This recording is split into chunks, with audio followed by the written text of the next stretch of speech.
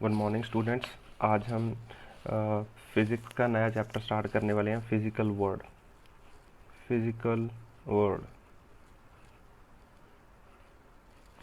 Physical world क्योंकि अब हमने अपने सारे मैथमेटिकल टूल्स पढ़ लिए हैं, हमें आते हैं सारे मैथमेटिकल टूल, उनका बेसिक ज्ञान है हमें।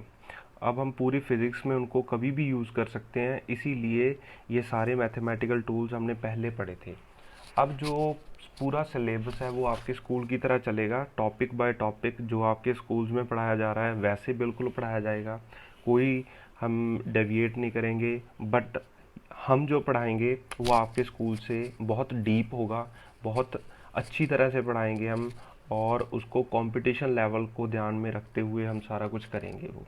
ठीक है, तो ये छोटा सा चैप्टर है फिजिकल वर्ल्ड, इसमें से कुछ नहीं पूछते, ना ही कुछ ऐसे कंपटीशन लेवल्स या उस वैसी कोई चीज़ है स्कूल में पूछते हैं, बट क्योंकि ये चैप्टर है तो हम इसका थोड़ा सा ओवरव्यू लेते हैं। वैसे ये थ्योरी है पूरी, ठीक है।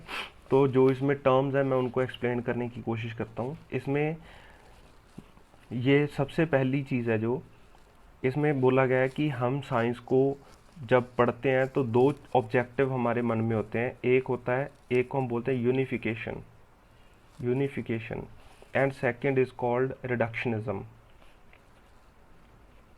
रिडक्शन रिडक्शनिज्म तो ये यूनिफिकेशन क्या है?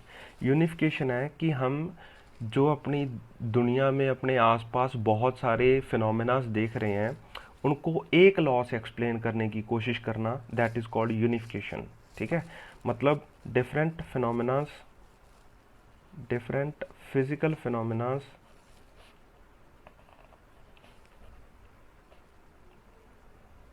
phenomenon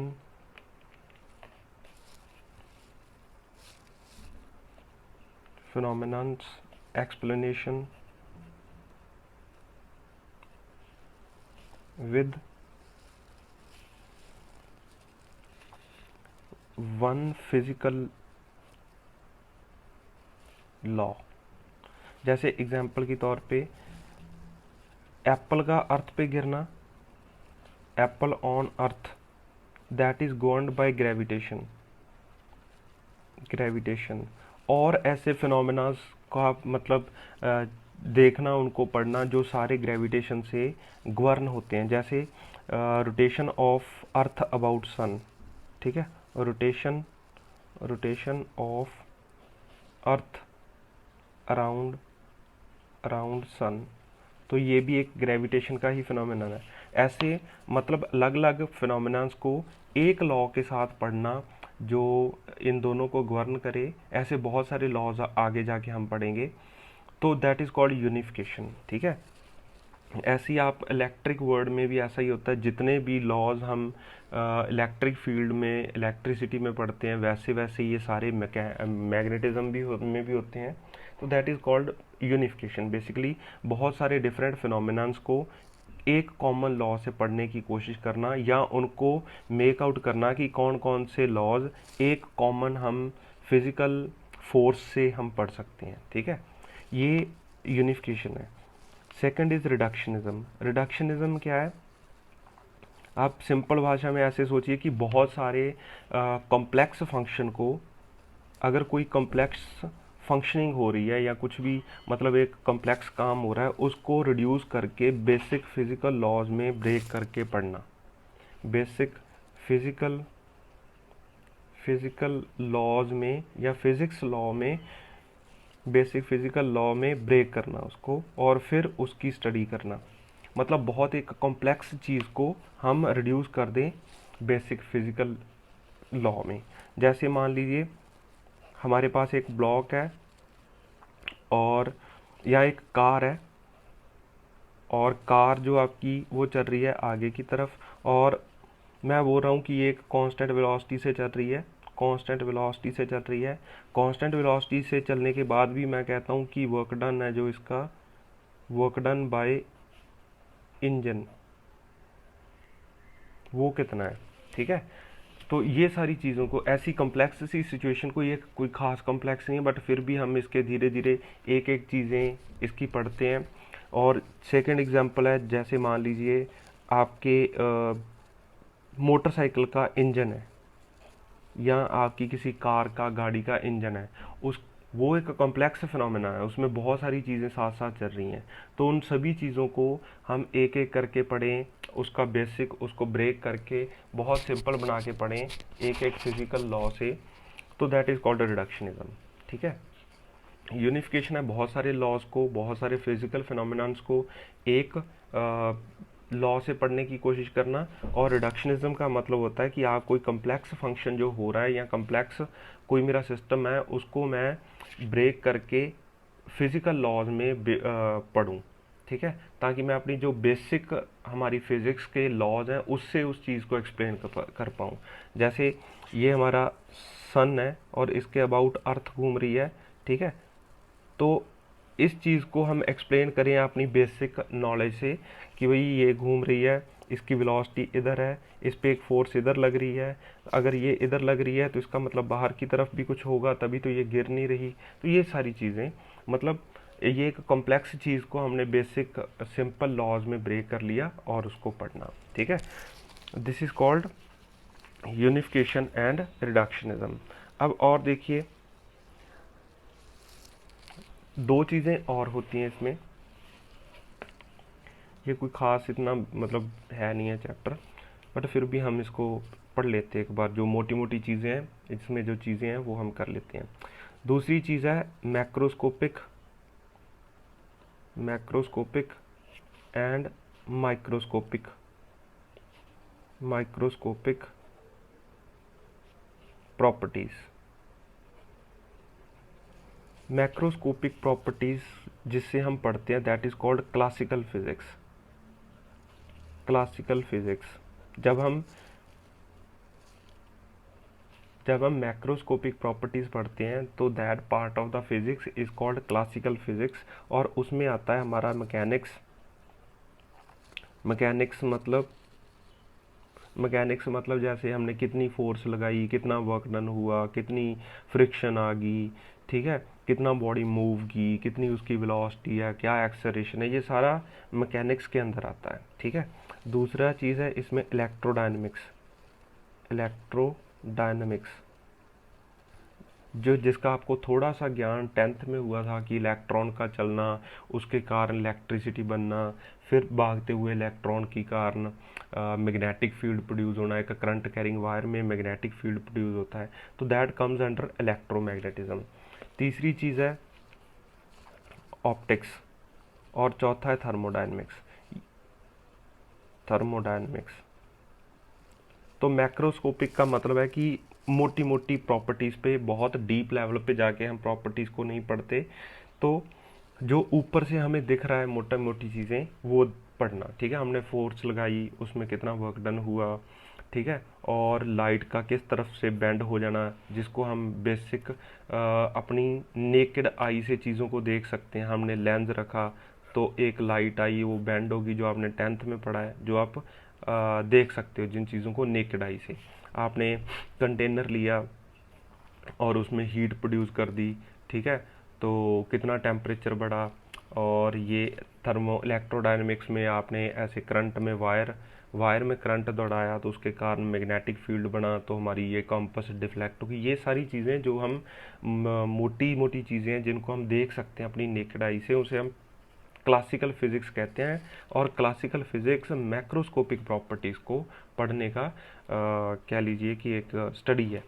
ठीक है, और इसके बाद है हमारे पास microscopic microscopic properties. Microscopic properties को पढ़ने के लिए जो फिज़िक्स का यूज़ किया जाता है उसे हम बोलते हैं क्वांटम फिज़िक्स। क्वांटम फिज़िक्स ये माइक्रोस्कोपिक लेवल पे चीज़ों को पढ़ता है। जैसे हमारे पास एक वायर है, उसमें करंट फ्लो हो रहा है, तो करंट फ्लो होने की क्या वजह है, वो इलेक्ट्रॉन्स का दौड़ना है। फिर एक एटम है, एटम के अंदर न्यूक्लियस है, न्यूक्लियस की स्टडी, ठीक है, स्टडी ऑफ न्यूक्लियस। ठीक है, इस केस में जैसे करंट में इलेक्ट्रॉन की स्टडी करना, और फिर स्टडी ऑफ न्यूक्लियस, उसके अंदर न्यूट्रॉन की स्टडी, उसके अंदर प्रोटॉन की स्टडी, प्रोटॉन्स की स्टडी, इन सभी चीज़ों को हम क्या बोलते हैं, इनको हम बोलते हैं क्वांटम मैकेनिक्स, क्वांटम फिजिक्स बोलते हैं, आप इसको ऐसे बोलिए, ये क्वांटम फिजिक्स है और ये आइंस्टाइन के आने से स्टार्ट होती है। ठीक है, classical physics and quantum physics. Quantum physics है जो वो माइक्रोस्कोपिक प्रॉपर्टीज़ पे ध्यान देती है, जैसे न्यूक्लियस की स्टडी, इलेक्ट्रॉन्स की स्टडी, प्रोटॉन्स की स्टडी। और ये क्लासिकल फिजिक्स है जो वो mechanics, electrodynamics, optics and thermodynamics, इन चार चीज़ों को हम मिला के वो कहते हैं। तो इसके बाद है हमारे पास कि भाई हमारे पास फोर्सेस कितनी है, fundamental forces in a nature. ठीक है, fundamental forces, fundamental forces in nature, ये आप ये चैप्टर पढ़ना इसके बाद, और अगर कोई भी प्रॉब्लम आई तो आप मेरे से पूछ लेना। वैसे कोई प्रॉब्लम आएगी नहीं, ये बेसिक थ्योरी चैप्टर ही है। ठीक है, तो फंडामेंटल फोर्सेस इन नेचर, देखिए जितना भी आप आसपास अपने चीज़ें देख रहे हैं, जो भी फोर्स लग रही है वो चार ही फंडामेंटल फोर्सेस के कारण लग रही हैं। बाकी सभी फोर्सेस इन चार फंडामेंटल फोर्सेस का ही सब पार्ट होता है। ठीक है, तो इसमें से सबसे पहली फोर्स है that is called gravitational force. Gravitational force, ये जो ग्रेविटेशनल फोर्स है वो उन दो बॉडीज़ में लगती है जिनके पास मास होता है। किसी भी दो बॉडीज़ में मास है तो उन पे उनमें ग्रेविटेशनल फोर्स होगी, ये आपको पता है। और ये एक वीक फोर्स है, बहुत वीक फोर्स है। ठीक है, अभी आप बोलोगे कि ये वीक कैसे होगी, इसने तो अर्थ और सन को बांध के रखो, बट ट्रस्ट मी, हम धीरे धीरे पढ़ेंगे। ये एक वीक फोर्स है, ये लॉन्ग रेंज फोर्स है। मतलब देखिए अर्थ और सन में बहुत ज़्यादा डिस्टेंस है, फिर भी ये एक्ट करती है, ये लॉन्ग रेंज फोर्स है। कुछ फोर्सेस इतनी दूरी तक एक्ट नहीं कर पाती, और ये इन्वर्स स्क्वायर लॉ फॉलो करती है। ये चीज़ें हम धीरे धीरे पढ़ेंगे। इन्वर्स स्क्वायर लॉ क्या होता है, इन्वर्स स्क्वायर लॉ फॉलो करती है। ठीक है, इसका मतलब है कि दो बॉडीज़ हैं, ये m1 और m2, तो जो इनके बीच का फोर्स डिस्टेंस है वो r है। तो this force is directly proportional to 1/r²। This is called inverse square law. अगर मैं ये इनके बीच की दूरी 2 गुना बढ़ा दूंगा तो फोर्स 4 गुना कम हो जाएगी। दिस इज कॉल्ड, मोटी मोटी बात बताऊं तो this is called inverse square law. ठीक है, ये एक ग्रेविटेशनल फोर्स आ गई। दूसरी फोर्स है इलेक्ट्रोस्टैटिक फोर्स या इलेक्ट्रोमैग्नेटिक फोर्स बोलते हैं, इलेक्ट्रोमैग्नेटिक फोर्स। इलेक्ट्रोमैग्नेटिक फोर्स आती है जो that is due to repulsion, repulsion and और attraction of charges, attraction of charges. Same charges हों तो वो रिपेल करते हैं, जैसे इलेक्ट्रॉन इलेक्ट्रॉन को रिपेल करता है, वो इधर भगाता है, वो इधर भगाता है। ऐसे इलेक्ट्रॉन, प्रोटॉन और इलेक्ट्रॉन को अगर मैं बोलूं तो ये एक दूसरे को अट्रैक्ट करते हैं।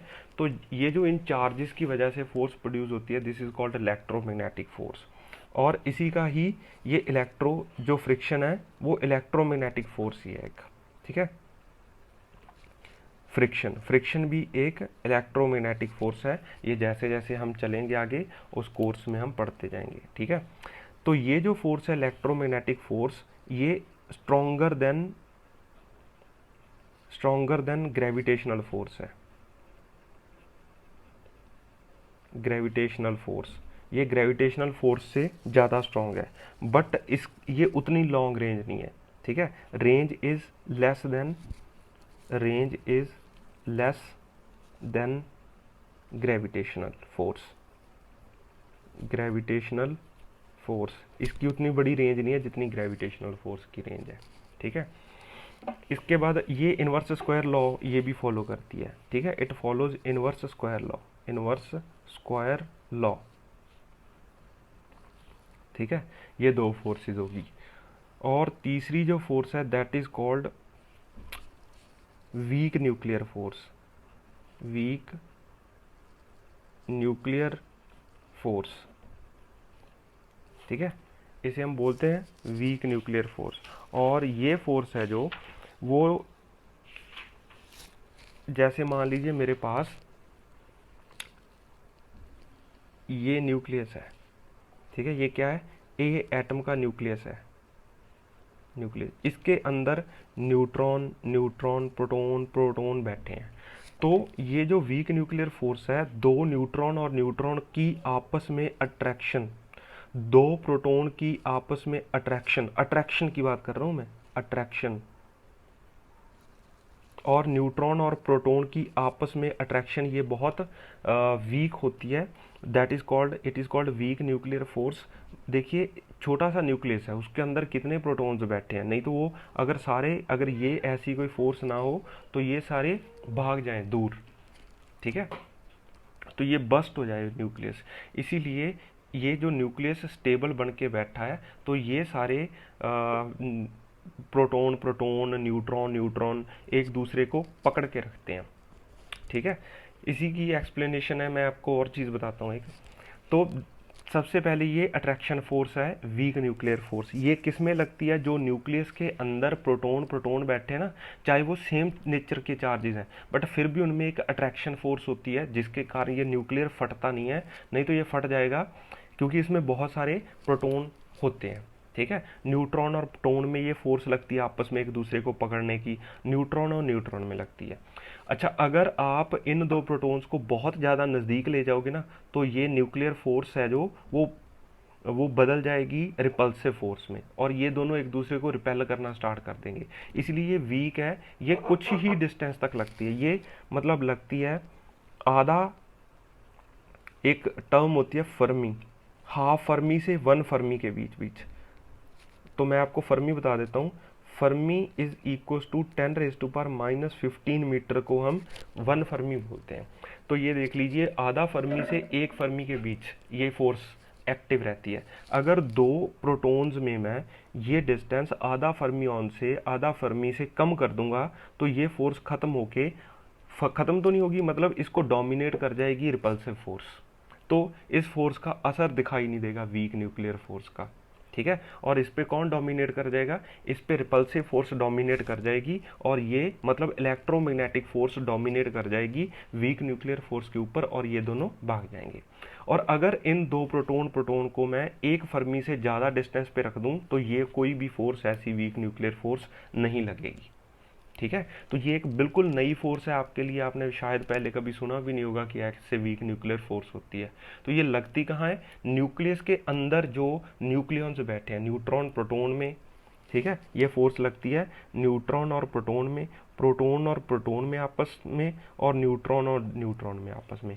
तो ये फोर्स वीक फोर्स है। अगर मैं प्रोटॉन और न्यूट्रॉन, या प्रोटॉन प्रोटॉन, या न्यूट्रॉन न्यूट्रॉन के बीच में डिस्टेंस कम कर दूं, वैसे न्यूट्रॉन और प्रोटॉन में, और न्यूट्रॉन और न्यूट्रॉन में, और न्यूट्रॉन और प्रोटॉन में आपस में, तो इसमें तो वो नहीं होगा, रिपल्सिव फोर्स नहीं प्रोड्यूस होगी। तो इन दोनों में नहीं, प्रोटॉन और प्रोटॉन में अगर मैं ये डिस्टेंस दोनों के बीच आधा फर्मी से कम कर दूं, तो ये वीक न्यूक्लियर फोर्स से ज़्यादा फोर्स आ जाएगी, इलेक्ट्रोमैग्नेटिक फोर्स, और दोनों दूर भाग जाएंगे, ठीक है। और अगर आप एक फर्मी से ज़्यादा दूरी पे रख दोगे, तो फिर ये फोर्स एक्ट नहीं करेगी, और उसमें ये फोर्स आपको दिखाई नहीं देगी। तो ये एक शॉर्ट रेंज फोर्स है, वीक फोर्स है, ये ग्रेविटेशनल फोर्स से ज़्यादा स्ट्रॉन्ग है, बट इलेक्ट्रोमैग्नेटिक फोर्स से कम मतलब स्ट्रॉन्ग है, ठीक है।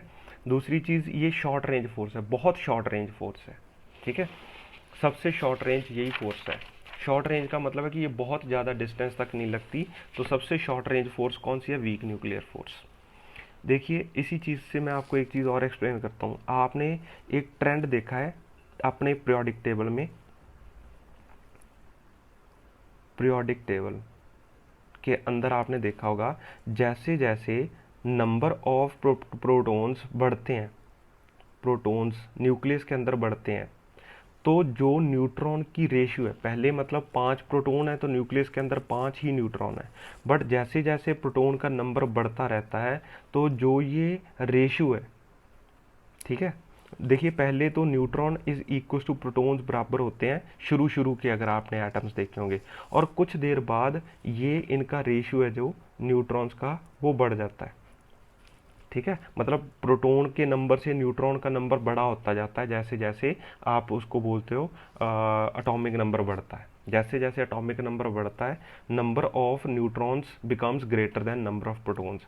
क्यों, यही रीज़न है इसका, क्योंकि ये मेरा न्यूक्लियस है, न्यूक्लियस के अंदर मान लीजिए मैंने 87 प्रोटॉन्स डाल दिए, तो 87 प्रोटॉन्स का बच के रहना बहुत मुश्किल है, ये न्यूक्लियस है जो वो फट जाएगा, ठीक है, क्योंकि वो सारे एक दूसरे को रिपेल कर रहे हैं। और मैंने आपको बताया कि इलेक्ट्रोमैग्नेटिक फोर्स ज़्यादा डोमिनेटिंग और ज़्यादा स्ट्रॉन्ग है किससे, वीक न्यूक्लियर फोर्स से। तो वीक न्यूक्लियर फोर्स के बस की बात नहीं है इसको पकड़ के रखना, तो इसलिए इसमें अंदर आ जाते हैं न्यूट्रॉन्स, जिनको मैं रेड कलर से शो करूँगा। तो न्यूट्रॉन्स की मात्रा काफ़ी ज़्यादा हो जाती है इससे, ताकि क्योंकि न्यूट्रॉन और प्रोटॉन आपस में एक दूसरे को रिपेल नहीं करेंगे, बट इसमें वीक न्यूक्लियर फोर्स ज़्यादा होती है, तो ये नंबर ऑफ न्यूट्रॉन्स का बढ़ जाना इसलिए होता है क्योंकि ये प्रोटॉन को और आपस में एक दूसरे को बचा के रखते हैं, और न्यूक्लियस की स्टेबिलिटी इनके नंबर पे डिपेंड करती है, ठीक है। इसीलिए भगवान ने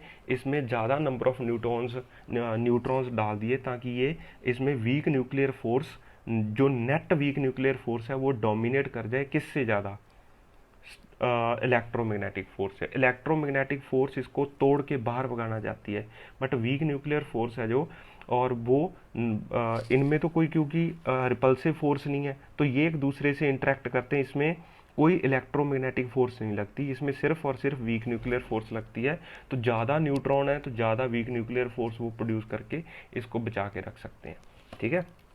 होप आपको वीक न्यूक्लियर फोर्स की बात समझ आई होगी। नेक्स्ट जो चीज़ है that is called strong nuclear force. Strong nuclear force, strong nuclear force, strong nuclear force क्या होता है कि जैसे, ये भी आपके लिए बिल्कुल नया टॉपिक है, आपको बिल्कुल इसके बारे में आपने सुना नहीं है, बट फिर भी मैं एक्सप्लेन करने की कोशिश करता हूँ, बहुत डीप नहीं, क्योंकि हमें अभी आप इसको जानते भी नहीं है, कुछ नहीं पता आपको। जो हमारे रेडियो एक्टिव न्यूक्लियस होते हैं, ठीक है, ये है रेडियो एक्टिव न्यूक्लियस। इसमें इसके जो न्यूक्लियस होते हैं वो होते हैं अनस्टेबल न्यूक्लियस। तो इसका न्यूक्लियस है जो वो अनस्टेबल है। तो क्या होता है कि इसके अंदर एक न्यूट्रॉन ब्रेक हो जाता है, किसमें, एक पॉजिट्रॉन में। ये आपके लिए बिल्कुल नई चीज़ें, बट यही होता है इसमें, ठीक है। एक पॉजिट्रॉन में और एक इलेक्ट्रॉन में, मान लीजिए ये ब्रेक हो गया। जब ये पॉजिट्रॉन और इलेक्ट्रॉन बनते हैं, ये न्यूट्रॉन टूट के दो चीज़ें बनाता है, एक पॉजिटिव चार्ज। पॉजिट्रॉन क्या आता है, पॉजिट्रॉन इज, ऐसे बोल लीजिए, एक इलेक्ट्रॉन है जिसके ऊपर पॉजिटिव चार्ज है, इसका मास होता है, मास सेम एज इलेक्ट्रॉन। आपको पता है ना, प्रोटॉन का मास ज़्यादा होता है इलेक्ट्रॉन से। प्रोटॉन का मास कितना होता है, प्रोटॉन का मास होता है कुछ ऑर्डर होता है उसका 10⁻27 kg, और इसका मास होता है 9.1, इसका होता है 6.7 I think. Mass of proton कितना होता है, 6 पॉइंट समथिंग इंटू 10⁻27, और ये होता है 10⁻, ये -27 और -31 kg। तो एक्चुअल में प्रोटॉन बहुत भारी होता है, किससे, इलेक्ट्रॉन से। ये इलेक्ट्रॉन का मास है और ये प्रोटॉन का मास है। तो जो पॉजिट्रॉन है वो, उसका मास होता है सेम एज इलेक्ट्रॉन, बट उस पर चार्ज पॉजिटिव वाला होता है, चार्ज पॉजिटिव होता है, इसीलिए उसका नाम बोल दिया गया पॉजिट्रॉन।